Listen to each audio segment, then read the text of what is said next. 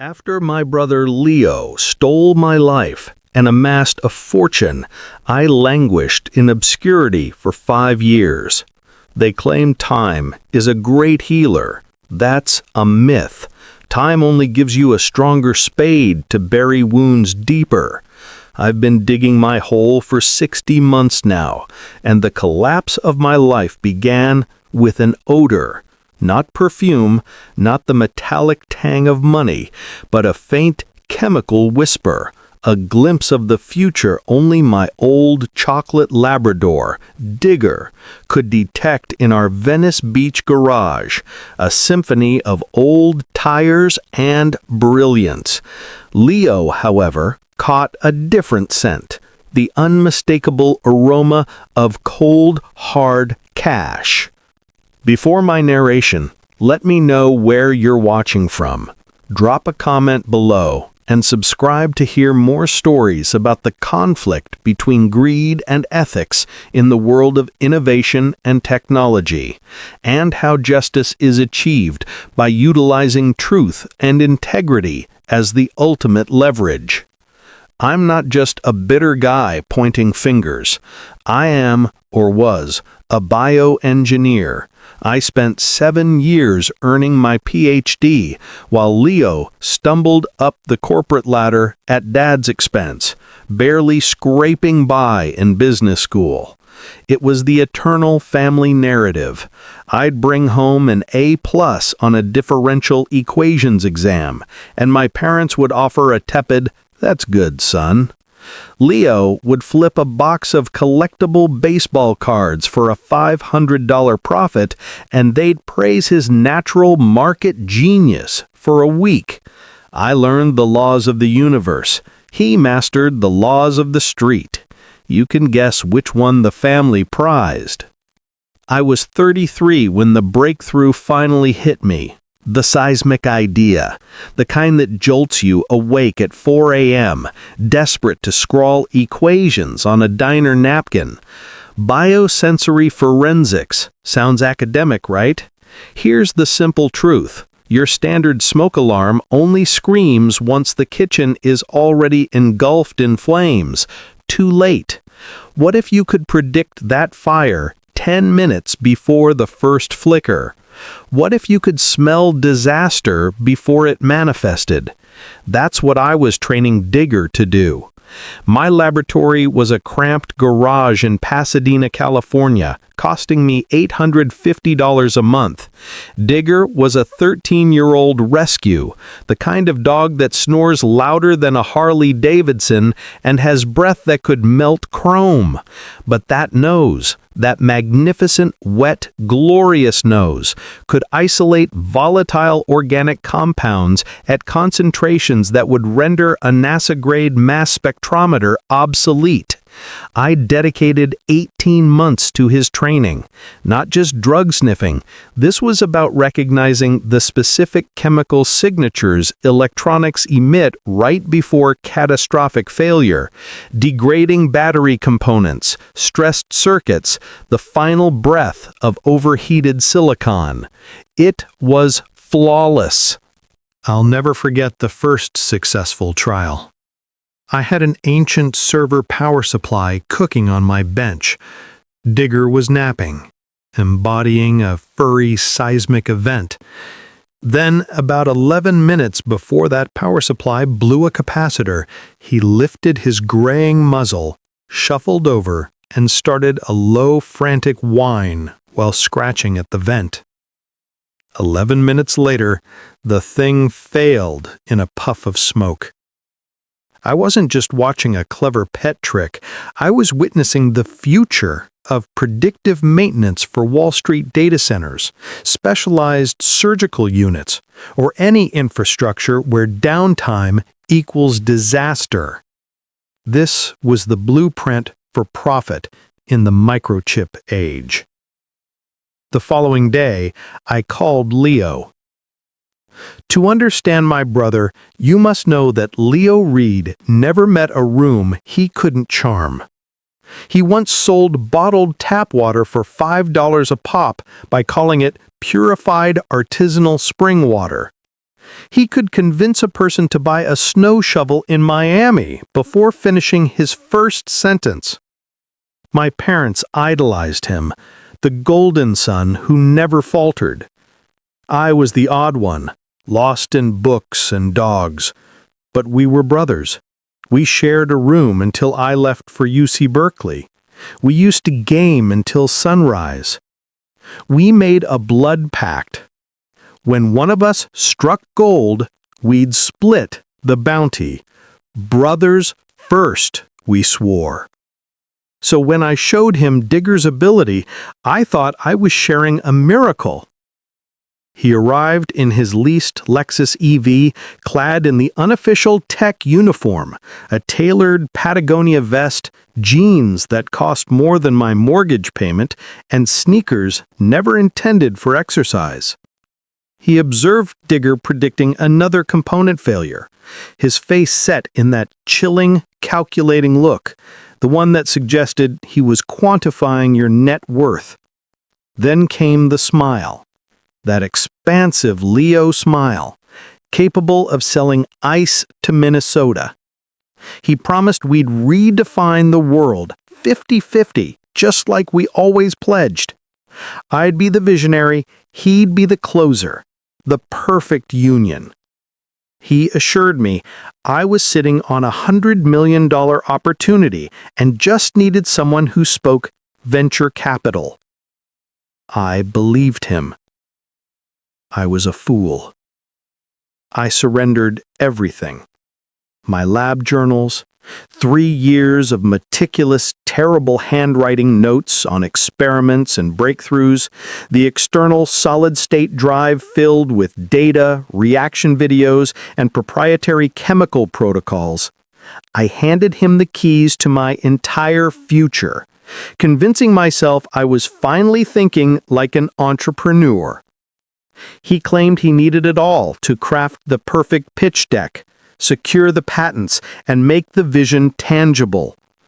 I trusted him because he was my blood. 3 months later, a Bloomberg alert popped up with his face prominently displayed. The cover story: Leo Reed, 34, founder and CEO of Sentinella AI. The tech titan revolutionizing predictive systems with proprietary algorithms and advanced digital learning. VCs were throwing money at him as if he'd cured cancer. My name wasn't mentioned. Not in the founder section, not in the acknowledgments, nowhere. I called him 19 times that day. He ignored every call. His assistant coldly informed me he was in critical board meetings. I drove straight to his new headquarters in Palo Alto. Glass, steel, and minimalist art that could fund a university department. The receptionist's gaze made me feel like I'd tracked oil into a gallery. When Leo finally emerged, he wasn't apologetic. He was irritated, as if I were a scheduling hiccup. He patronizingly explained I didn't grasp how business works, how you couldn't put a dog's nose on a patent application, how investors demand a clean narrative, free of eccentricities. He'd taken my research and streamlined it, transforming it into a scalable, marketable product. He insisted he'd done me a favor by omitting my name, arguing my lack of corporate exposure would have scared off smart money. Then the final insult. He offered me a contract job, $30 an hour, as a research consultant on my own creation. I drove to my parents' house instead. This is the part that still leaves scars. Leo is a viper. That's his inherent nature. But my parents, I expected them to see the truth. My mother, Judith, prepared tea, Earl Grey, her ritual for serious matters. My father, Richard, sat in his customary chair, looking distant. I laid out everything, The lab notebooks, the dated entries, irrefutable evidence of my life's work. Judith gently patted my forearm, the way you console a child who lost a game. She told me I needed to stop dwelling in my head, that ideas are just potential, Alex, until someone like Leo executes them into reality. He's forging an empire, she declared, her voice radiating pride. And you are agonizing over a footnote in a news article. Don't be so small-minded. Our family supports one another, and Leo needs our support as he builds this incredible thing. Richard simply nodded, never uttering a syllable. They hadn't just chosen Leo over me that day. They had chosen him years ago. I'd simply been too consumed by my equations to notice. I was the failed insurance policy that never got called up from the reserves. I left that house knowing what it meant to be utterly alone. But it had to get worse. Life is wickedly ironic. Sarah. She was the anchor in my chaotic life. We met at a coffee spot near the University of Chicago campus 4 years earlier. She was pursuing her MBA. I was finishing my dissertation. We bonded over our mutual disdain for overly complex coffee menus. She found my work captivating, thought I was brilliant, and loved that my passion was discovery, not dollars. Or so I believed. We were marking our 3rd anniversary at a decent Italian bistro in Santa Monica. Nothing extravagant, just excellent Aglio e Olio, cheap California Merlot, and the kind of effortless conversation that signals a lifelong bond. I'd saved for 3 months for the dinner. I was preparing to talk about moving in together, maybe even an engagement ring. She got there first. She needed to discuss our future, our trajectory, and whether we were still aligned. I honestly thought she was about to propose. Instead, she brought up Leo. She confessed she'd been seeing him for 6 weeks, starting after an industry event she attended for networking. He, she said, had shown her what true ambition looked like, the feeling of crossing the finish line, not just discussing the route. She loved me, but love isn't always sufficient. She stood up, dropped $50 on the table for her half of the untouched meal, and exited toward the Porsche 911 waiting curbside. Leo's Porsche. He'd dispatched his driver for her like she was a precious prepaid delivery. She didn't break my heart, she performed surgery on it. Precise, deliberate, and without anesthetic. I sat there for 20 minutes, staring at the cooling pasta, before the waiter quietly inquired if I wanted a takeout box. I declined, paid the check, and stepped out into the Los Angeles night, feeling like I'd lost a race I didn't know I was running. You'd assume that was rock bottom. You'd be mistaken. Rock bottom arrived 6 months later. Leo's company had just secured a Series B round, $1.2 billion in funding. Billion with a B. The tech press was obsessed with him, the youngest founder to hit unicorn status in biotech, the visionary who unlocked predictive maintenance. He threw a celebration, renting the entire penthouse level of the Ritz-Carlton in downtown LA. 600 guests, open bar, a string quartet playing classical covers. And he invited me. I don't know why I attended. Curiosity, masochism, or a faint hope he'd pull me aside, apologize, and offer to make things right. I wore my only suit, 12 years old, now ill-fitting. I felt like a teenager at a wake. The party was the epitome of success. Beautiful, well-dressed people sipping beautiful cocktails. I stood near the back, nursing a craft beer that cost more than my weekly food budget, watching my brother hold court. Sarah was there, naturally, wearing a dress that probably exceeded the value of my old car. She looked right through me, returning to her conversation as if I were a piece of furniture. Then, Leo mounted the stage for a toast. He thanked the investors, the team, and the universe. The crowd roared. Then he spotted me. Our eyes met across the room, and I swear a flicker, guilt, recognition, or a quick calculation crossed his face. He pivoted the toast, speaking of inspiration and how innovation emerges from unexpected places.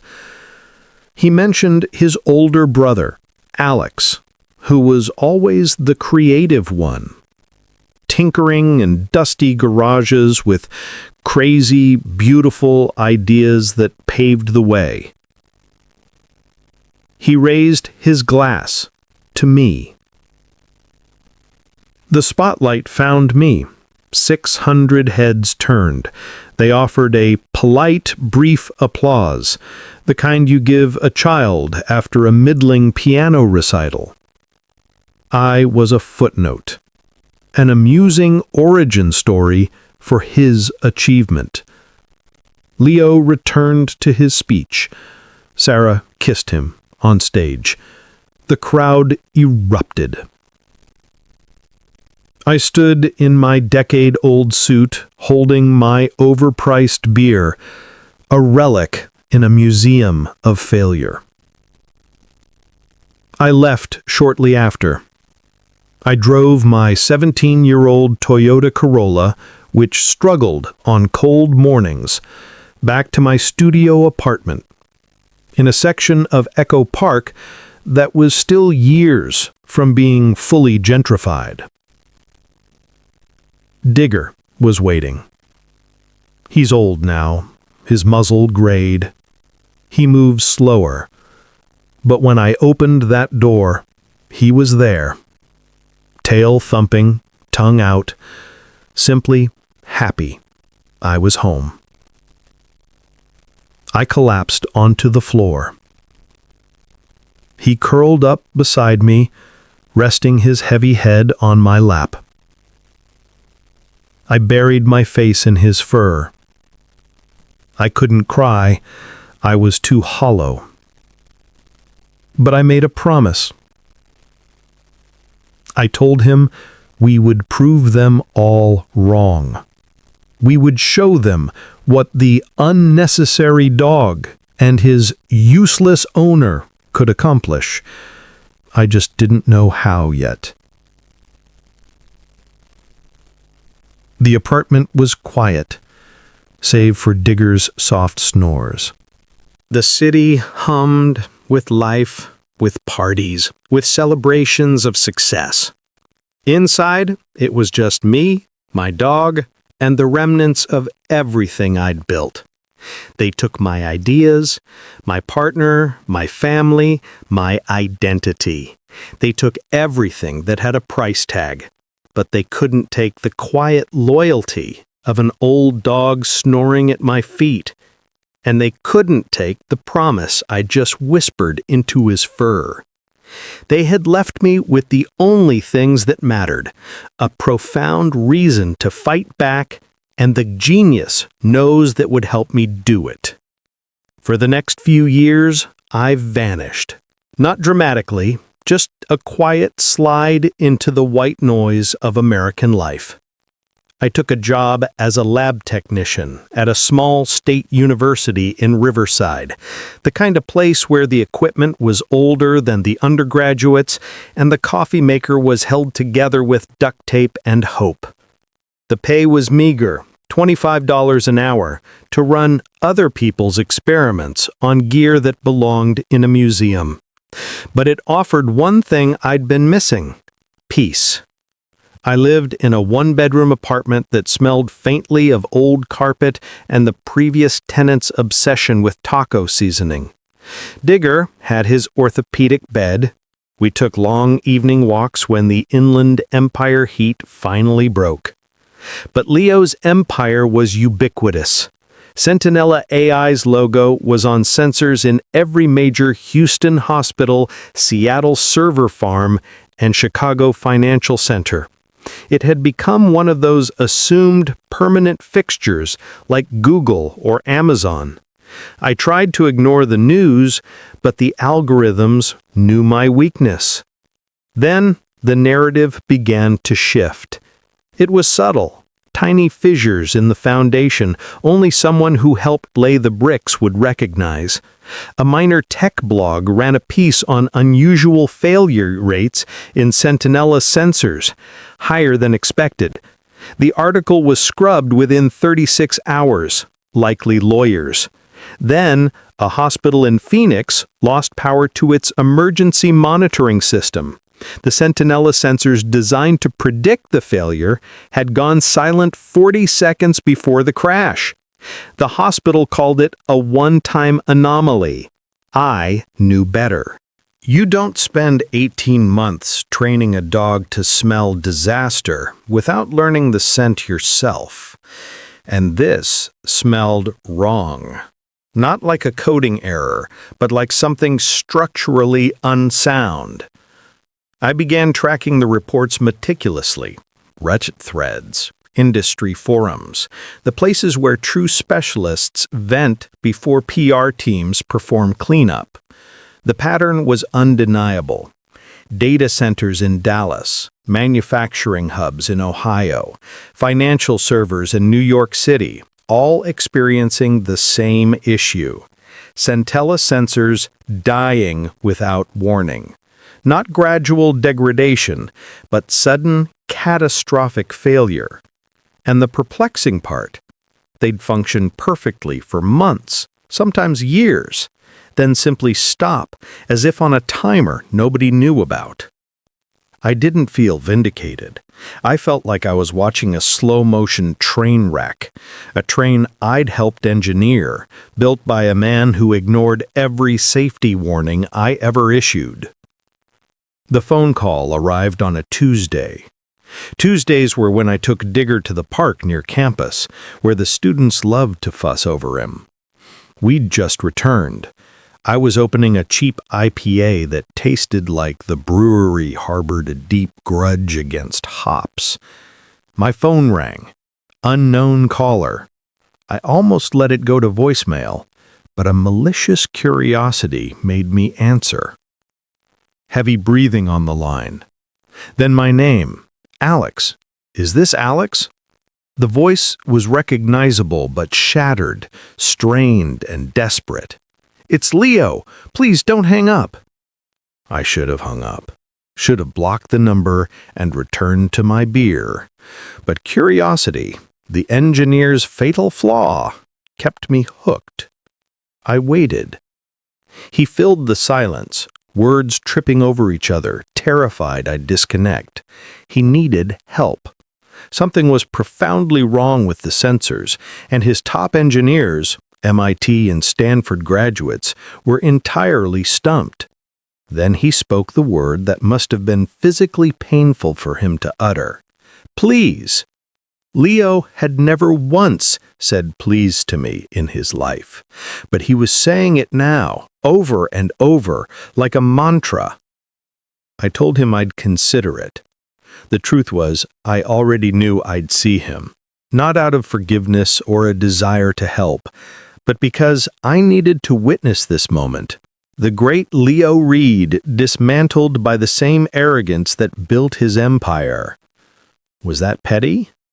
Undeniably. Did I care? Not remotely. He arrived 2 days later. I gave him my address, half expecting an excuse about scheduling. But desperation is a potent motivator. He pulled up in a matte black Tesla Model S, the kind of car that silently broadcasts wealth and environmental consciousness. He looked terrible. Not Hollywood terrible, but real-life terrible. The pallor of sleeplessness, the stress-induced weight loss. His expensive suit couldn't hide the fragility. His eyes were hollow, running on pure caffeine and panic. Good. I let him wait at the door for a full 40 seconds before opening it. Petty? Yes. Satisfying? Absolutely. "Come in," I said. He stepped inside, and I watched his eyes coldly analyze my life. The thrift store furniture, the peeling paint, the faint aroma of the unidentifiable stain beneath the carpet. This was the poverty his betrayal had bought me. To his credit, he didn't comment. He stood holding a sleek metal attaché case as if it contained top-secret government codes. Digger lifted his head, gave Leo the perfunctory stare a dog reserves for uninteresting strangers, and went back to sleep. Even my dog no longer found Leo engaging. I offered him a spot on my cheap, worn futon.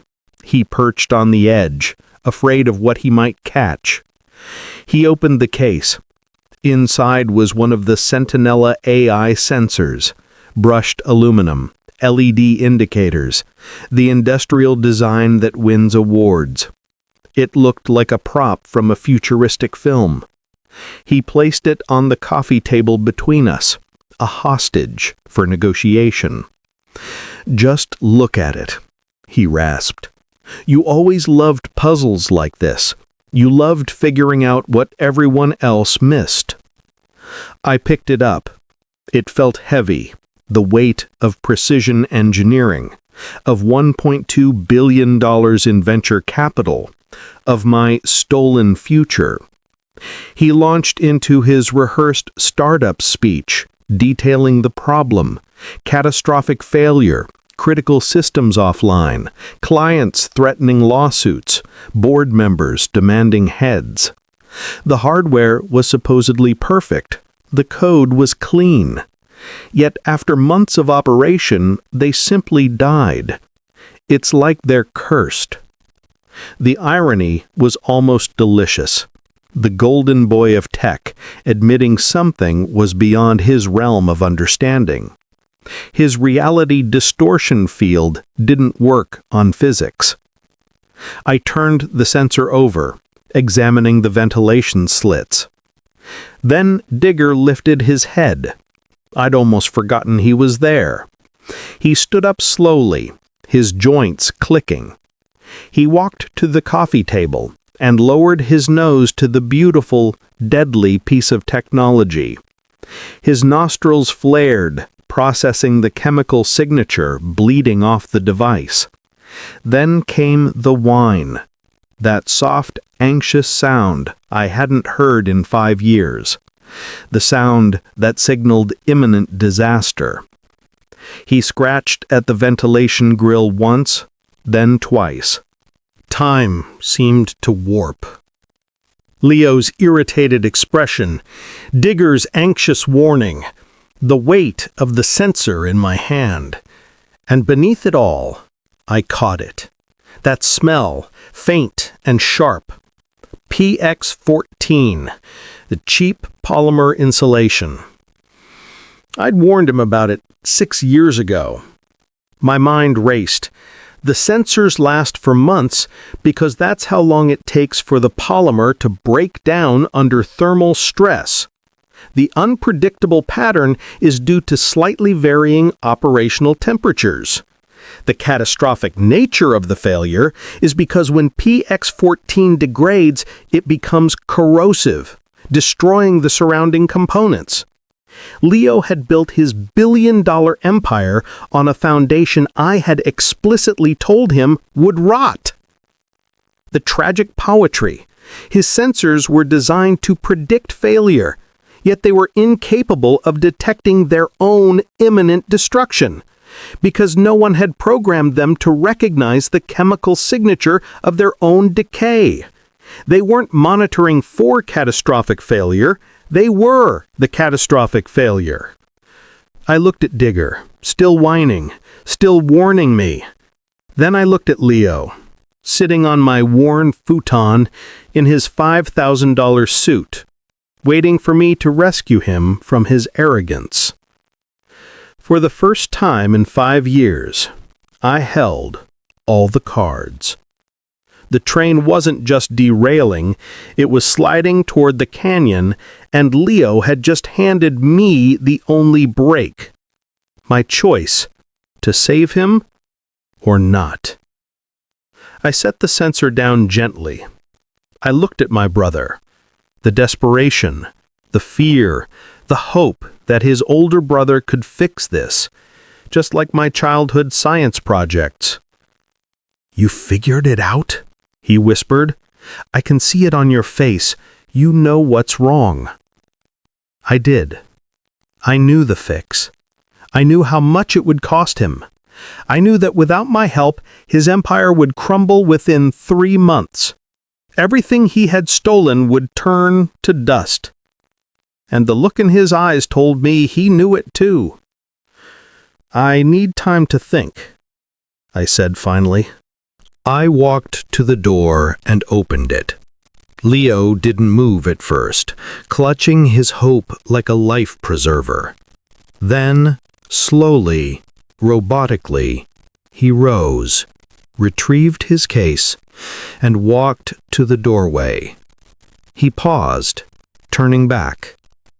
"I'm sorry," he said, "for everything. I know that means nothing now, but I am sorry." I didn't reply. I simply closed and locked the door, walking back to Digger, who was still standing by the table, duty fulfilled. I knelt down, scratching behind his gray ears. He leaned into my hand, his tail thumping softly. "Good boy," I whispered. "You just smelled the future again, didn't you? You just gave me exactly what I needed." Outside, I heard the faint, costly silence of Leo's Tesla pulling away, carrying a man who finally understood what it felt like to crave something money couldn't buy. I sat down on my cheap futon and stared at the peeling paint. The question wasn't whether I could save Leo's empire. The question was whether I wanted to. And for the first time in 5 years, I smiled. I told Leo I needed time to think. The moment his Tesla left the curb, I knew my course of action. I remembered the experiment, the odor, the exact moment I warned him about PX-14, and the confident smirk that dismissed me, claiming that corner cutting was just smart business. But memory has no standing in district court. I needed concrete proof, a dated, signed document, a warning in my own hand. I needed my old lab notebook. I hadn't seen that notebook in 5 years. When I left my parents' house after the Bloomberg article, I'd tossed everything into boxes and rented the cheapest storage unit on the outskirts of Bakersfield, a tomb for my former life. $55 a month to keep my past locked away. I hadn't returned. The drive took 40 minutes through Friday evening traffic. The storage facility was a depressing concrete block building surrounded by a chain-link fence, the kind of place for inherited furniture and obsolete holiday decorations. Unit 2B7, second floor. The lock was corroded, but the key still functioned. The air hit me first. Dust, stale cardboard, the fetid odor of long, stagnant air. My entire previous existence was compressed into a 10 by 10 foot concrete tomb. I flipped the light switch. The single harsh bulb illuminated everything, making it look even more pitiful. Boxes were stacked precariously. I had labeled them hastily. Kitchen, books, stuff. I was hunting for the one marked lab notes. I started pulling boxes down, meticulously, as if disarming a bomb. One box held photographs, Leo and me as children, Halloween costumes, Little League, his arm around my shoulder, both of us smiling sincerely. I closed the lid without looking further. Another contained old birthday cards from Sarah, my parents, and people I barely recalled, evidence of a time when people cared enough to send paper. I shoved it aside. The lab notebook wasn't in any of the labeled boxes. Of course not.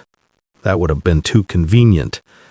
I finally found it at the bottom of a box marked college junk, beneath my diploma, 3 years of scientific journals, and a forgotten mug from a Boston conference. The notebook was abused, stained and dog-eared. The spine was split from years of being jammed into backpack pockets. But it was there. My handwriting, my observations, the blueprint of my life before Leo claimed it. I sat on the cold concrete floor and opened it.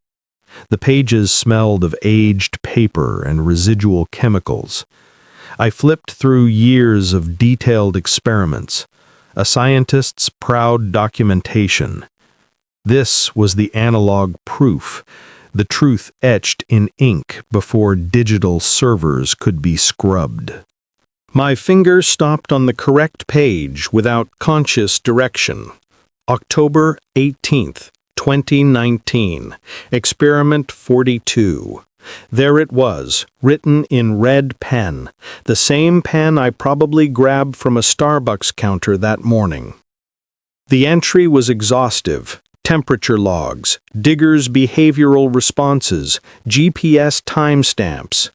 And there, circled 3 times in red ink, warning, PX14 polymer highly unstable under sustained thermal load. Degradation produces corrosive compounds. Do not use in production devices. Not suitable for commercial applications. Find alternative. I remembered writing those words, the professional satisfaction of averting a disaster. I remembered showing it to Leo a few weeks later when he asked about cost-cutting materials. He'd scoffed, labeling me paranoid, insisting the cheaper stuff was good enough and that I was overthinking things, as usual.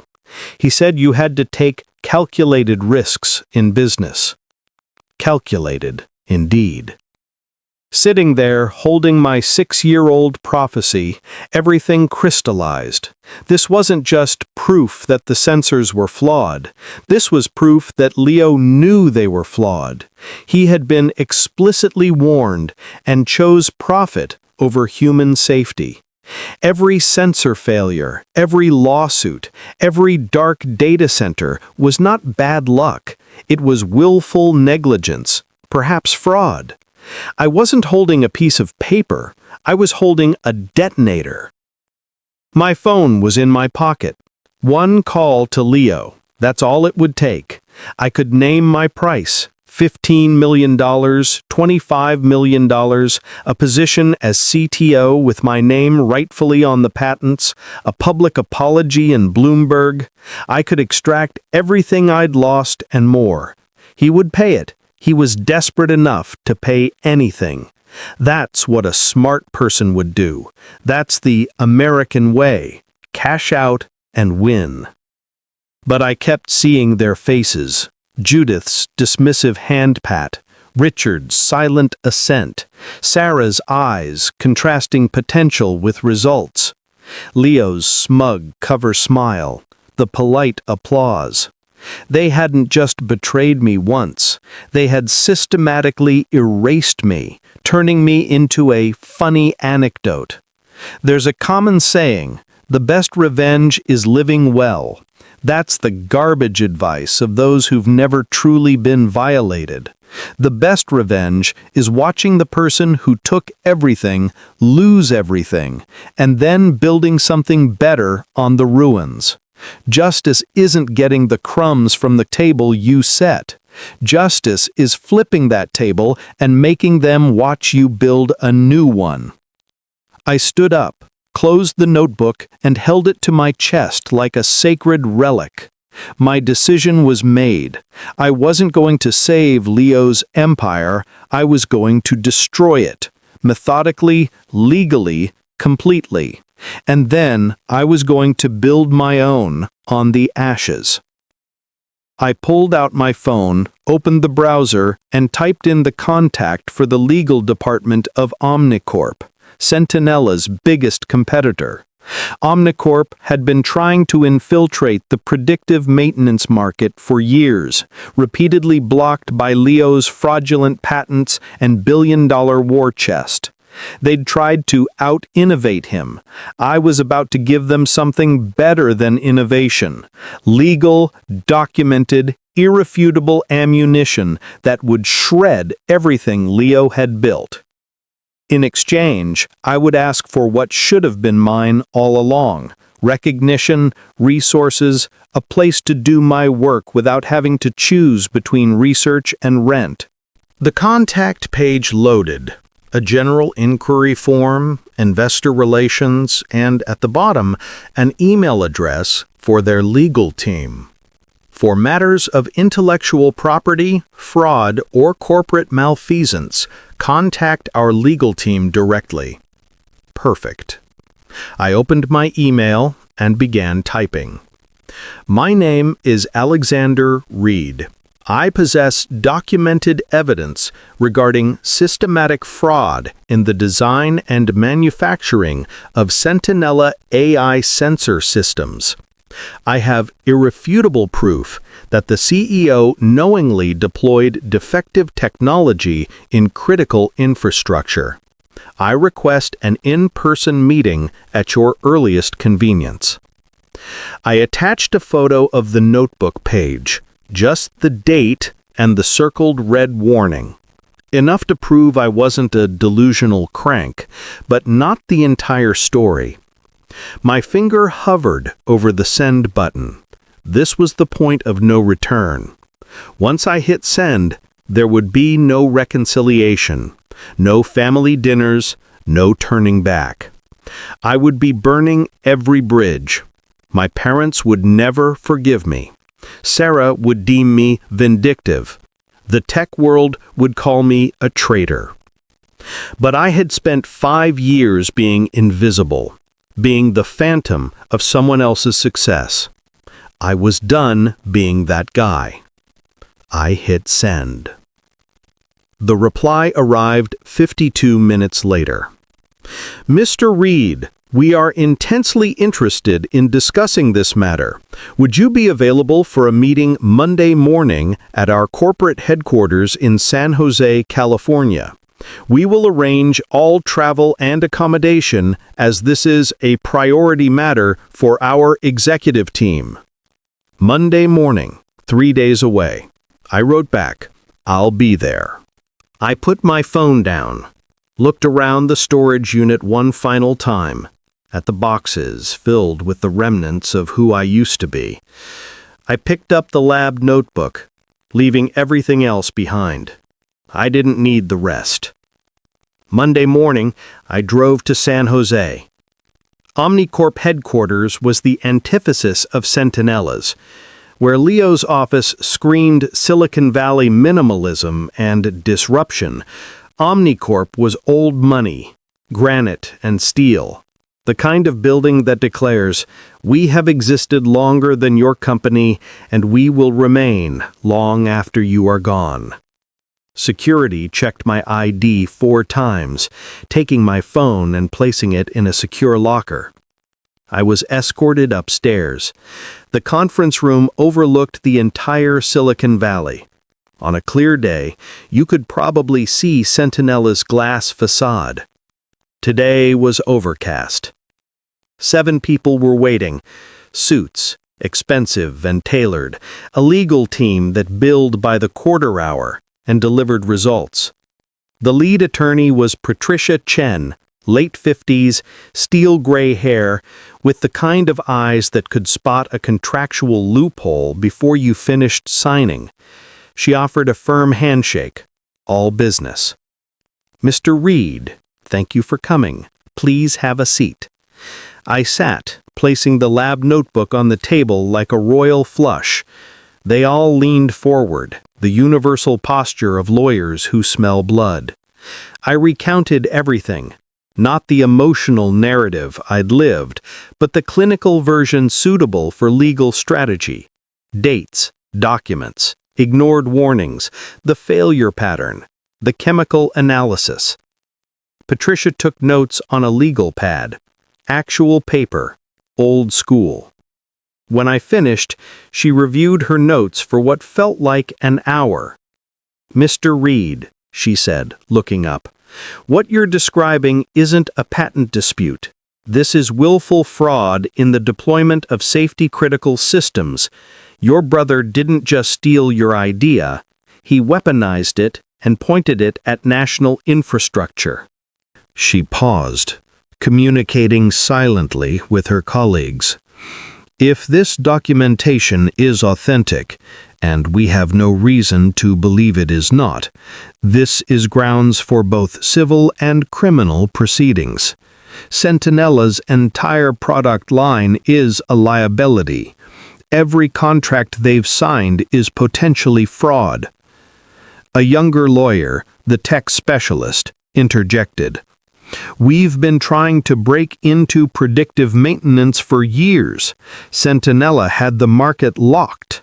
But if their sensors are systematically defective, if their entire business model is built on technology they knew was faulty, then every contract is void. The market opens up completely." Patricia smiled. It was not a warm expression. "We can destroy them," she stated simply. "Completely, legally. And the best part is, it's not revenge, it's justice." I should have felt guilt or hesitation. I felt only calm, clarity, as if a weight I'd carried for 5 years had been lifted. "What do you want in return?" I asked. Patricia slid a document across the table. "We want exclusive rights to your biosensory technology, the real version that actually works. We want you to head up a new division, biosensory R&D. Unlimited budget, your team, your vision, your name on the door." She slid another document across. $15 million signing bonus, a salary and equity package that makes you a key stakeholder, and we fund the lawsuits against Sentinella, every penny. You don't pay a cent. By the end of the year, your brother's company won't exist.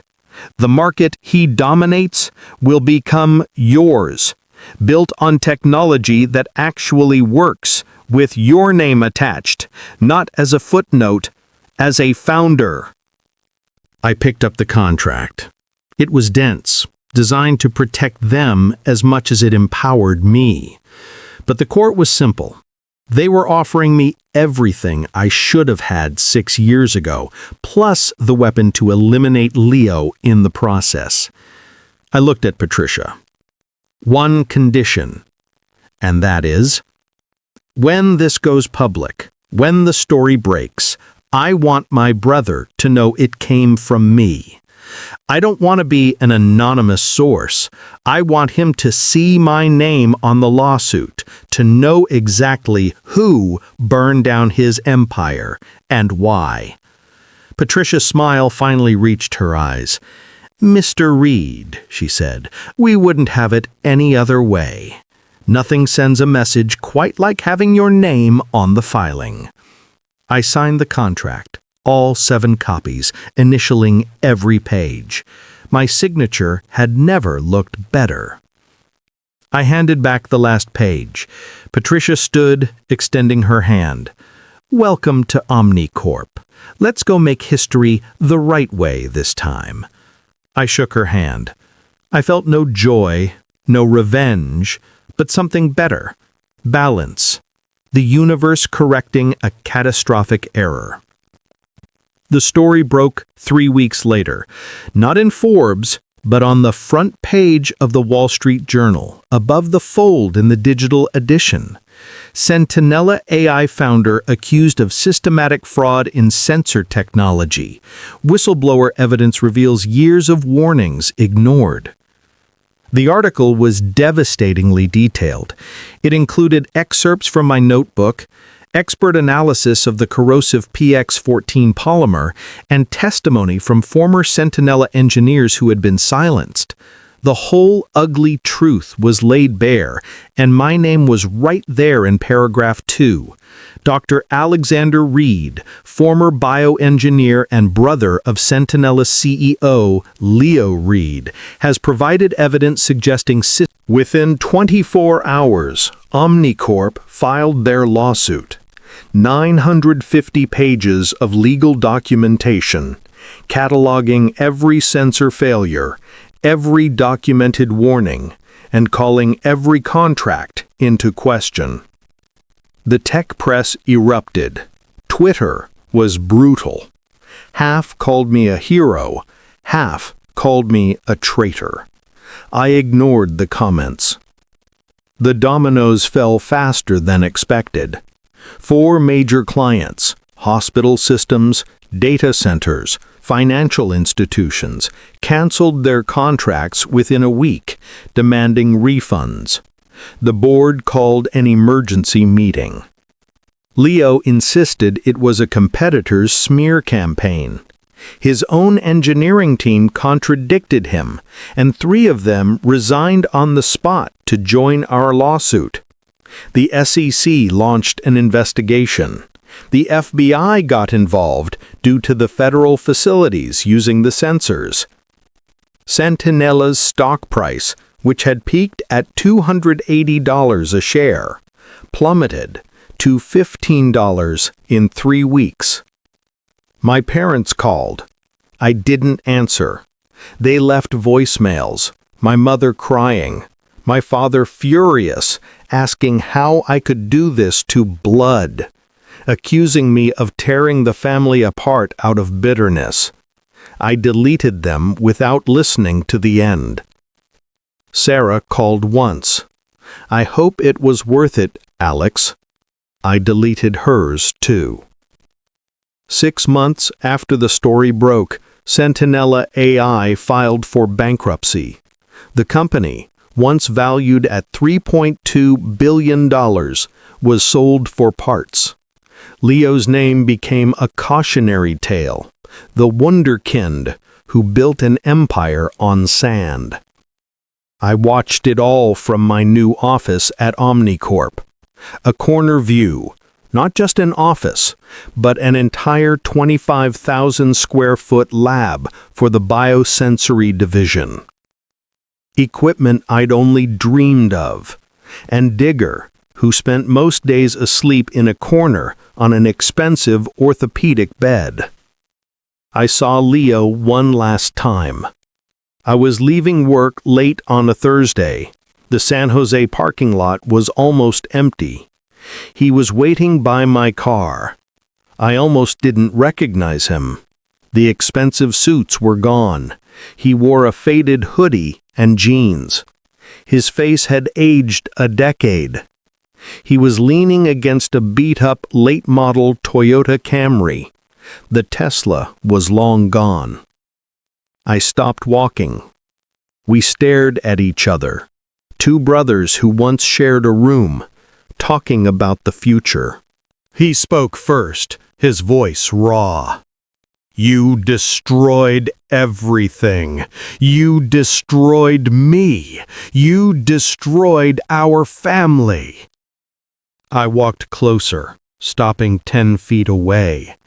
No, Leo. I took back what you stole. There's a difference. He shook his head. I offered you a job. We could have built it together. $30 an hour, I countered. You offered me $30 an hour to consult on my own invention after cutting me out entirely. That wasn't building together, that was throwing scraps to keep me quiet. He had no answer. You could have called me when you figured it out, he said, finally. You could have helped me fix it. We could have done a recall. But you went to Omnicorp. You chose revenge over family. I let the accusation hang in the air. You chose money over family 6 years ago. You chose your empire over me. Mom and Dad chose you over me. Sarah chose your success over our relationship. Everyone made their choice when it benefited them. I just finally made mine. He looked down at his shoes, the armor of success stripped away. I'm sorry, he said, and for the first time he sounded genuine. I'm sorry I took your work. I'm sorry I was an arrogant piece of garbage who thought he was smarter than everyone else. But you didn't just take back what I stole. You burned down everything. There's no coming back from this for me. I thought about it, about whether I had crossed the line from justice to cruelty. Then I thought about my mother's words. Ideas are just air. About the polite applause. About Sarah walking to the Porsche. You built your castle on sand, Leo. I warned you. I begged you to use better materials. You ignored me because corner cutting was more profitable. You didn't fail because of me. You failed because you thought you could cheat physics. Physics doesn't care about your charm or your pitch deck. I walked past him toward my car. Digger was already waiting in the back seat, tail thumping. Wait! Leo called out. I stopped. Was it worth it?